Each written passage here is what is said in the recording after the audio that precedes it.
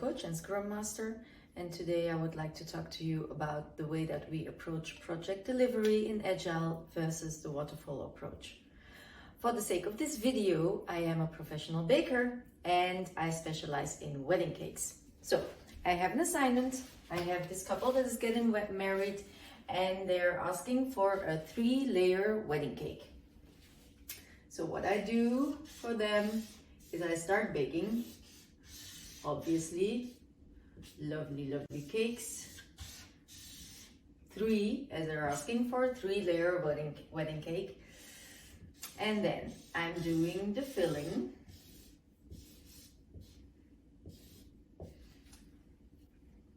Lovely vanilla filling. Yum, yum, yum. And then after the filling, I can start working on the icing. The icing is actually, I guess, the most important part almost of the cake. No wedding cake without icing.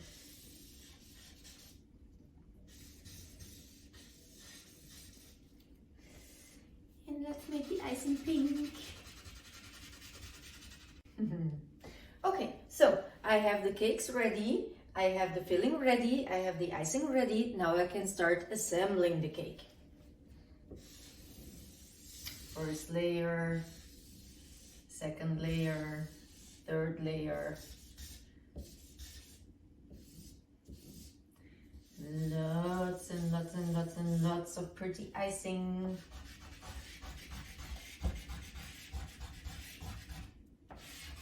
Okay, it's their wedding day. The cake is ready, so I'm going to the customer.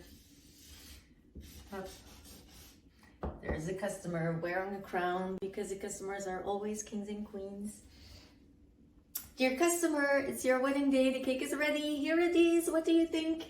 The customer looks at it and goes, yay! Phew! The customer is happy. So I did a perfect job on delivering the wedding cake that they wanted on time. Their wedding. Voila. So this is a very good approach if you know upfront exactly what the outcome should be. So in this case,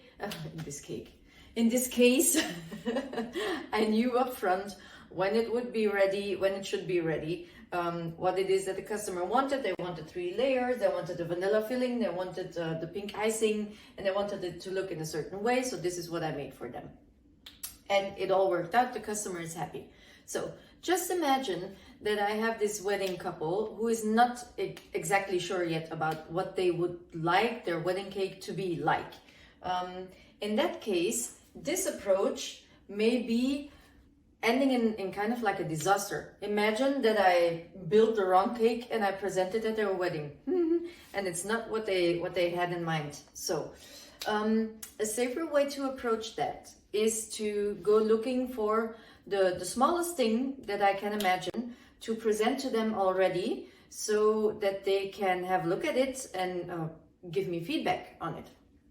In Agile, the smallest thing, we call it the minimum viable product, MVP. And for me, being a baker, that would probably be a cupcake.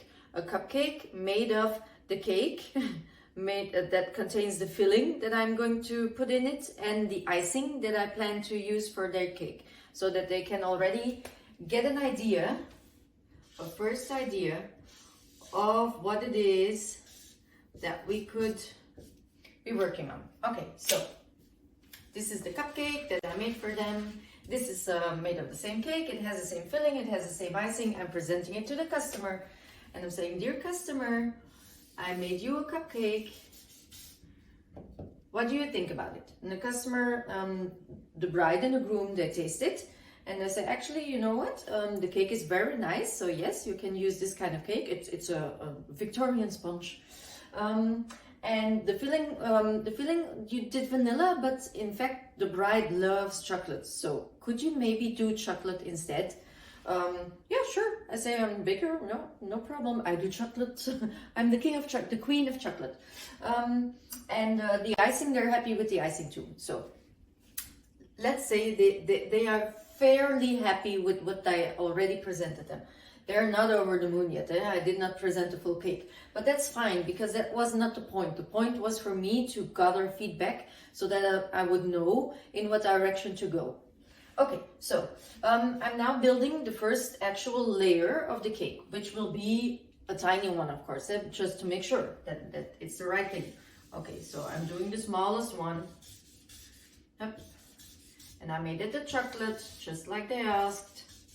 I go back to the customer and I present them the cake and say, here you go, first layer of your cake, a chocolate one. What do you think?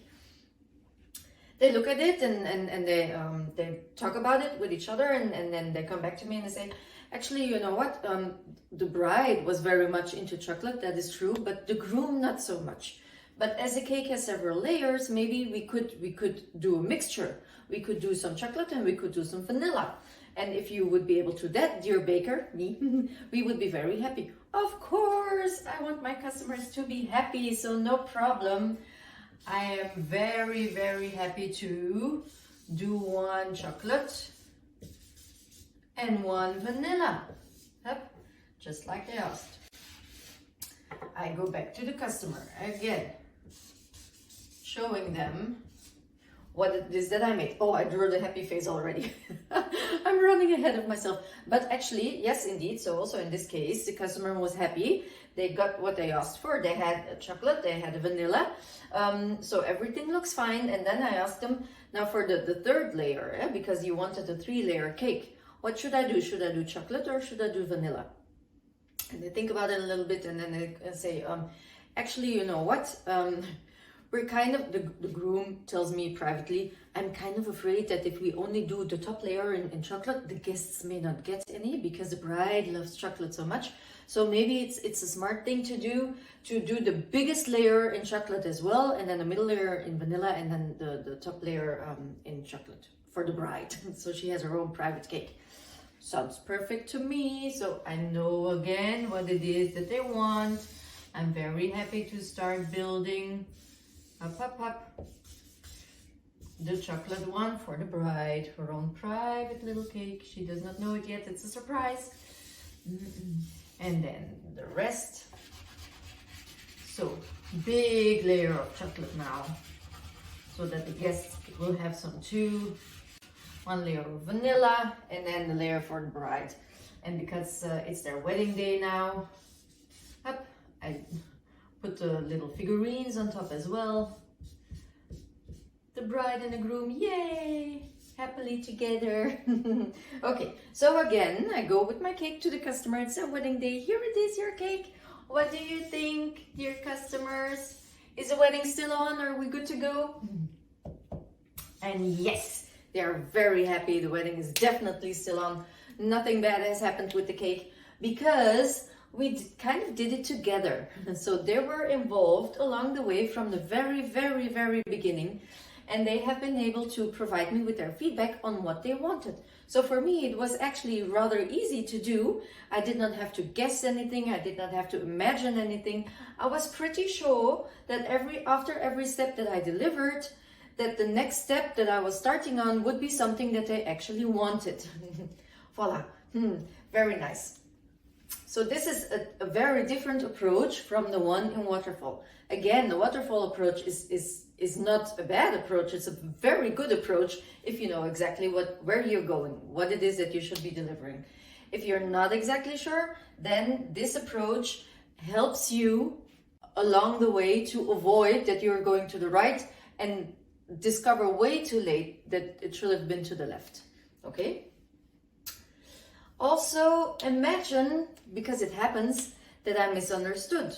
Imagine in this scenario, what would have happened if the customer told me vanilla, but actually what the customer meant, or maybe I misunderstood, vanilla chai is what they wanted. But I made a vanilla cake, and I only found out the day at the wedding itself when I delivered it. While over here, if I misunderstood, if I would have presented them with something wrong, I'm pretty sure that the bride would have found a way to let me know that this is not what she was looking for, and I could adjust immediately. Okay, another thing that is clearly a difference between the two approaches is that while I am still baking the cakes over here, my customer knows nothing. While I am doing the vanilla filling, my customer has not heard of me. While I am doing all the icing, my customer is not involved. Only by the time that I'm delivering the cake is basically when I have the first real contact with the customer again, after the very beginning when they place the order with me.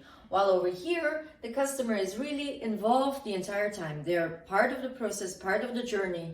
And for a customer, that is a very nice feeling, just knowing that the person that you have asked something to do for you is getting you involved. So also for the customer, this is much, much nicer. Even though you're doing the same amount of work, you're working very hard in this scenario as well, just including the customer will make the customer more happy. Voila, this is basically it. It's just a metaphor, of course. Don't get too hung up on it. I can imagine that there are ways to prevent the customer from having wanted something else than what it was that you were making in the first scenario as well. But it's the example that counts. Okay, voila, that's it. Thank you. Bye.